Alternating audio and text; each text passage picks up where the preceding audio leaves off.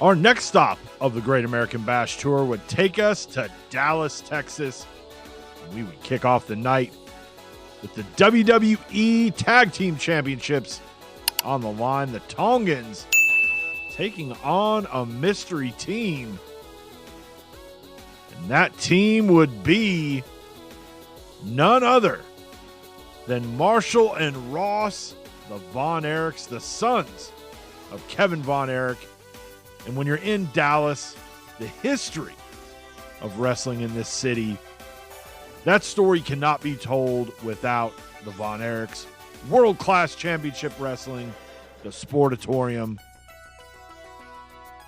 While the Sportatorium is no longer around, the Von Erichs, the new generation, Marshall and Ross, now here in the open mic universe with a great opportunity. Would they be able to catch lightning in a bottle like the Motor City Machine Guns did in their debut in Detroit?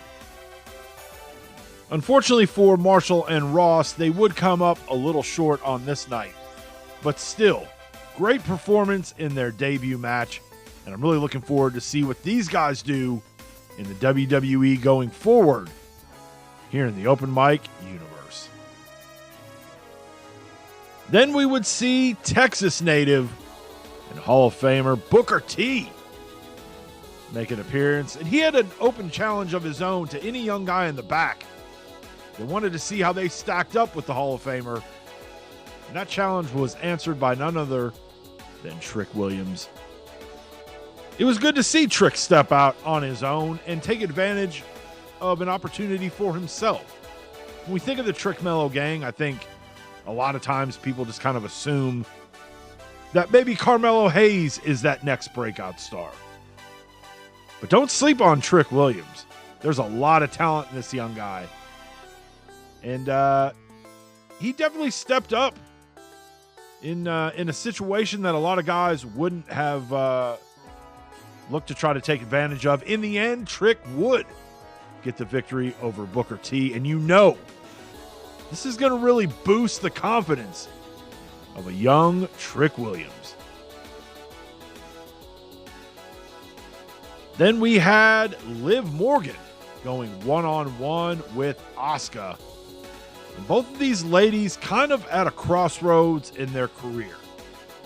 Liv, a former WCW women's champion, but that was all the way back at the beginning of our universe. Asuka, our most recent women's Royal Rumble winner. Unfortunately for her, she was not able to successfully win the championship at WrestleMania. And the women's division in both brands right now, probably as strong as it's been at any point during the course of our universe. And while both of these ladies probably feel that they deserve to be a champion right now, if nothing else, they feel they deserve to at least be in the mix. Asuka would get the victory here. And we'll see if this can maybe be a little spark to kind of get her going in the right direction. Then we saw Mr. Money in the Bank, Ricochet, taking on a former Mr. Money in the Bank, RVD. If you guys will remember, we did see RVD back at night one of our Great American Bash Tour, where he took on Roman Reigns for the WWE World Heavyweight Championship. And while on that night, RVD was not able to get another run as WWE World Champion, put on a hell of a performance, and it did not appear that he has missed a step. Ricochet here in this one, wanting to show off everything in his aerial arsenal. He'd get a little cocky here, though. RVD would give him a little boots to the face. Then we would see RVD hit one of his patented 5-star frog splashes. And it looked like that was going to be it, but Ricochet had a little bit left in the tank. RVD can't believe it. And Mr. Money in the Bank, Ricochet, picking up a huge victory against the Hall of Famer, Rob Van Dam. Then we had a little throwback, a little tribute to World Class Championship Wrestling. And while both of these guys, The Undertaker specifically, got his start in World Class, Mick Foley, or Cactus Jack at that time, that was like his big introduction to the national wrestling world. And at that time, Mick was Cactus Jack. The Undertaker was not The Undertaker at that time. He was Texas Red, and he competed under a mask. We thought, what would be a better way to kind of give tribute to World Class here in Dallas than have Cactus Jack and American Badass Undertaker in an ambulance match. And if you're not familiar with how an ambulance match works, anything goes. But to win the match, you have to close both doors with your opponent inside the ambulance.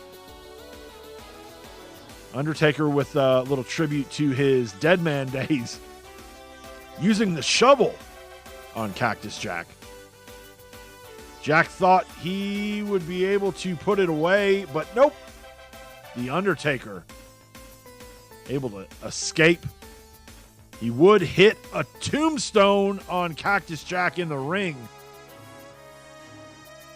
Toss Jack's lifeless body in the back of that ambulance and be able to slam that door closed.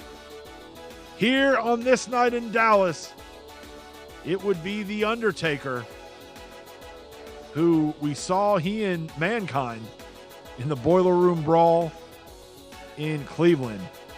Here in Dallas, he defeats Cactus Jack in an ambulance match. Then we had the WWE European Championship on the line. Gunther taking on Kevin Owens. A lot of history between Imperium and KO and Sammy. Gunther, who believes he's the only true European champion in the WWE. Yet, anytime he gets in there with Kevin and that title's on the line, somehow he's not able to get the job done.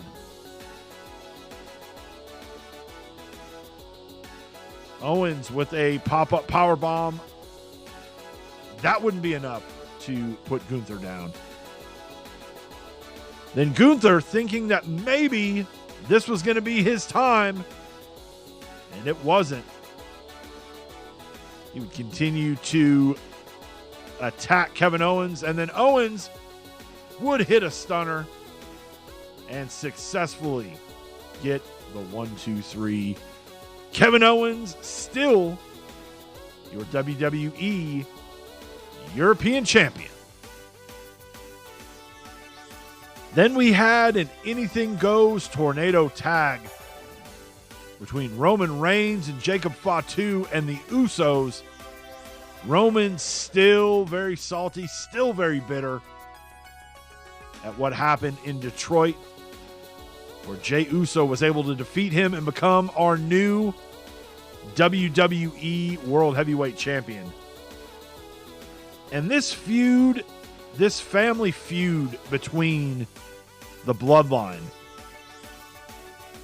it just doesn't seem like it's going anywhere. And now that Jey is the World Heavyweight Champion, you got to think that Roman is going to take it up to an even higher level, or maybe lower level if you really want to think about the depths of which he's willing to go. And so far, since Jacob has joined up with the Bloodline, it almost kind of seems like Roman and Solo and even Paul Heyman, like, they're really going to these levels that we've not seen before. And I guess if you want to have a successful tribe, a successful unit, a successful gang like the Bloodline, you have to be willing to do whatever it takes. Roman here, after hitting a spear on Jay, would get the victory. And on this night, this particular battle, won by the Bloodline, but the war rages on.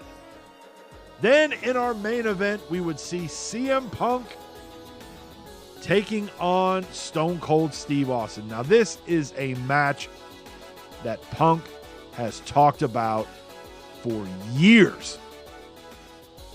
And here in Dallas, the place where Stone Cold Steve Austin got his start, also in world class, Punk would get his opportunity. Punk still riding high off of his victory against Seth freaking Rollins in Chicago. Can he get another victory and maybe the itch to get back in as a full-time performer might come to fruition? Will we see CM Punk potentially in the WWE or in WCW? Is there maybe some unfinished business with some guys that are currently on rosters in our universe? Is there unfinished business in the WWE?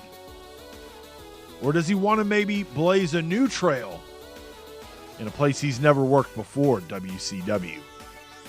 Here, though, Punk would hit a GTS and cover the Texas Rattlesnake to get the victory. Thank you for watching. If you don't want to miss what happens next, be sure to hit that subscribe button, give us a like, and leave us a comment down below. We'll see you guys next time from Kansas City for the Harley Race Classic.